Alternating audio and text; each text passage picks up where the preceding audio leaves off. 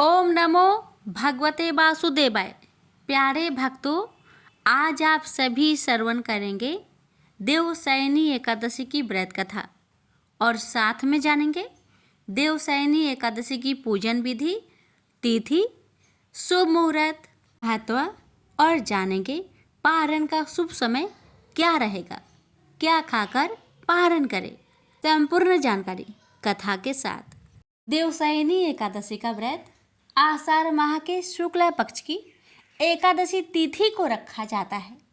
देवशयनी एकादशी से भगवान विष्णु योग निद्रा में 4 माह के लिए चले जाते हैं। तब से चतुर्मास प्रारंभ हो जाता है जो 4 माह तक रहता है। चतुर्मास में सभी देव सो जाते हैं और सृष्टि का संचालन भगवान शिव के हाथों में आ जाता है। इस बार देवशयनी एकादशी के दिन 4 शुभ योग बन रहे हैं। देवशयनी एकादशी पर व्रत रखकर भगवान विष्णु की विधि विधान से पूजा करते हैं। उनकी कृपा से मोक्ष की प्राप्ति होती है, पाप नष्ट होते हैं। आइए प्यारे भक्तों, हम श्रवण करेंगे देवशयनी एकादशी की व्रत कथा और फिर जानेंगे एकादशी व्रत की पूजन विधि, जानेंगे तिथि, शुभ मुहूर्त, पारण का सही समय, पारण कैसे और क्या खाकर करें, संपूर्ण जानकारी। आइए प्यारे भक्तों, हम पहले श्रवण करते हैं देवशयनी एकादशी की पावन कथा। धर्मराज युधिष्ठिर ने कहा, हे केशव, आषाढ़ शुक्ल एकादशी का क्या नाम है? इस व्रत के करने की विधि क्या है और किस देवता का पूजन किया जाता है? श्री कृष्ण कहने लगे कि हे युधिष्ठिर, जिस कथा को ब्रह्मा जी ने नारद जी से कहा था वही मैं तुमसे कहता हूँ। एक समय नारद जी ने ब्रह्मा जी से यही प्रश्न किया था। तब ब्रह्मा जी ने उत्तर दिया कि हे नारद, तुमने कलयुगी जीवों के उद्धार के लिए बहुत उत्तम प्रश्न किया है, क्योंकि देवशयनी एकादशी का व्रत सब व्रतों में उत्तम है। इस व्रत से समस्त पाप नष्ट हो जाते हैं और जो मनुष्य इस व्रत को नहीं करते वे नरकगामी होते हैं। इस व्रत के करने से भगवान विष्णु प्रसन्न होते हैं। इस एकादशी का नाम पद्मा है। अब मैं तुमसे एक पौराणिक कथा कहता हूँ, तुम मन लगाकर सुनो। सतयुग में मानधाता नामक एक चक्रवर्ती सम्राट राज्य करते थे।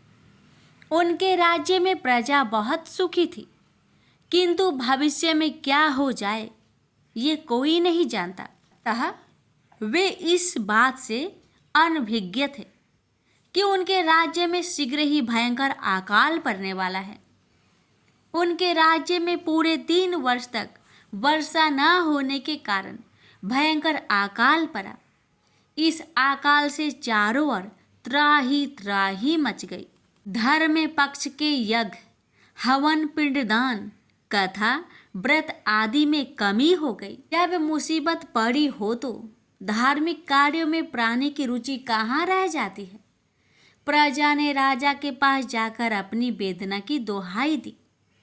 राजा तो इस स्थिति को लेकर पहले से ही दुखी थे। वे सोचने लगे कि आखिर मैंने ऐसा कौन सा पाप कर्म किए हैं जिसका दंड मुझे इस रूप में मिल रहा है। फिर इस कष्ट से मुक्ति पाने का कोई साधन करने के उद्देश्य से राजा सेना को लेकर जंगल की ओर चल दिए।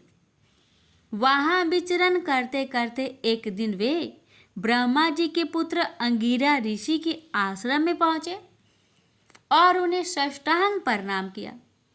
ऋषिवर ने 80 वर्जनों उपरांत कुशल क्षेम पूछा। फिर जंगल में विचरने व अपने आश्रम में आने का प्रयोजन जानना चाहा। तब राजा ने हाथ जोड़कर कहा, महात्मन, सभी प्रकार से धर्म का पालन करता हुआ भी मैं अपने राज्य में दुर्भिक्ष का दृश्य देख रहा हूँ। आखिर किस कारण से ऐसा हो रहा है? कृपया इसका समाधान करें। यह सुनकर महर्षि अंगिरा ने कहा, हे राजन, सब युगों से उत्तम यह सतयुग है। इसमें छोटे से पाप का भी बड़ा भयंकर दंड मिलता है। इसमें धर्म अपने चारों चरणों में व्याप्त रहता है।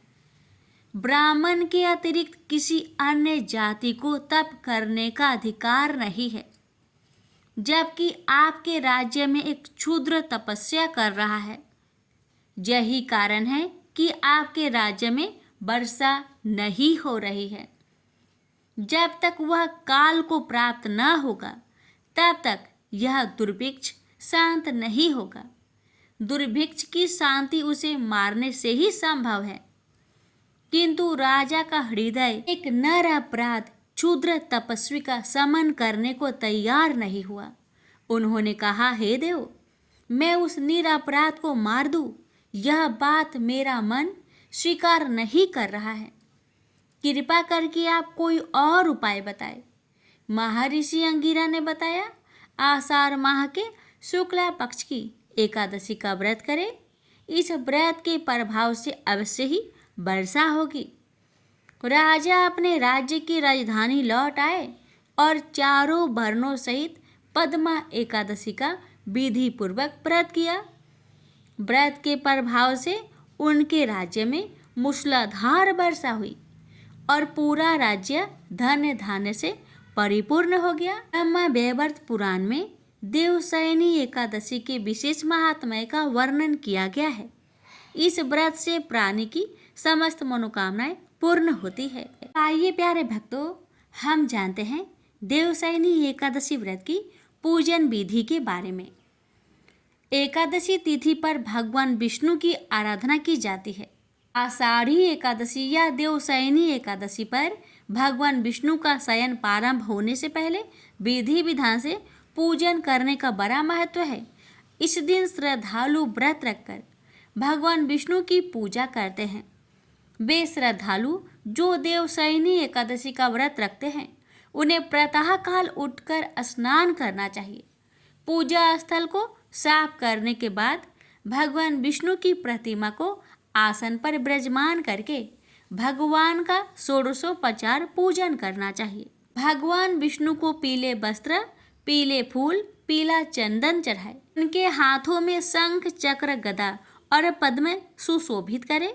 भगवान विष्णु को पान और सुपारी अर्पित करने के बाद धूप, दीप और पुष्प चढ़ाकर आरती करें। उसके बाद भगवान विष्णु से प्रार्थना करें कि हे जगन्नाथ जी, आपके निंद्रित हो जाने पर संपूर्ण विश्व निंद्रित हो जाता है और आपके जाग जाने पर संपूर्ण विश्व तथा चराचर भी जागृत हो जाते हैं।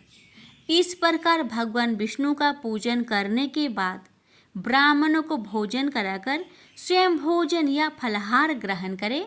देवशयनी एकादशी पर रात्रि में भगवान विष्णु का भजन व स्तुति करना चाहिए और स्वयं के सोने से पहले भगवान को शयन कराना चाहिए। आइए प्यारे भक्तों, अब जानते हैं साल 2024 में कब है देवशयनी एकादशी। पंचांग के अनुसार आषाढ़ शुक्ल एकादशी की पावन तिथि 16 जुलाई को रात 8:33 पर शुरू है और इसका समापन 17 जुलाई को रात 9:02 पर होगा। उदया तिथि के आधार पर देवशयनी एकादशी का व्रत 17 जुलाई दिन बुधवार को रखा जाएगा और व्रत का पारण गुरुवार को किया जाएगा। इस साल 17 जुलाई से चतुर्मास का प्रारंभ होगा। इसकी वजह से 4 माह तक कोई भी मांगलिक कार्य नहीं होंगे। इसमें शादी, मुंडन, गृह प्रवेश आदि जैसे सभी शुभ कार्य बंद हो जाएंगे। देवशयनी एकादशी 2024 मुहूर्त 17 जुलाई को देवशयनी एकादशी का पूजा आप ब्रह्म मुहूर्त से कर सकते हैं। उस दिन सुबह से ही सर्वार्थ सिद्धि योग बना है, जिसमें किए गए कार्य सफल सिद्ध होंगे। 4 शुभ योग में है देवशयनी एकादशी। इस साल की देवशयनी एकादशी पर 4 शुभ योग बन रहे हैं।